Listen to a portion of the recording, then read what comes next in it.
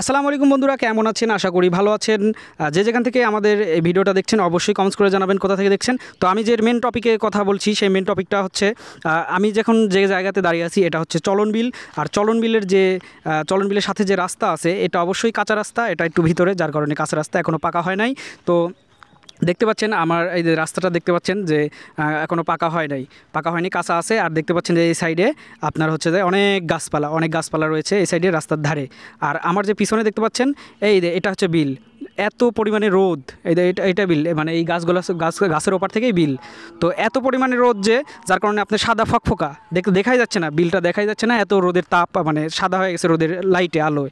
আচ্ছা, আর আমার পেছনে এদিকে আমার যে পেছন আছে, পেছনের দিকে দেখতে পাচ্ছেন যে পেছনে এই যে গাছগাছালি, গাছের ওপারেই নদী, এটা হচ্ছে আত্রাই নদী। তো অবশ্যই আপনারা চলন বিলে ঘুরতে আসবেন। আর কেমন লাগলো সেটাও আমাকে কমেন্টস করে পরে জানাবেন। তো আমি এরপরে আরেকটা কন্টেন্ট, মানে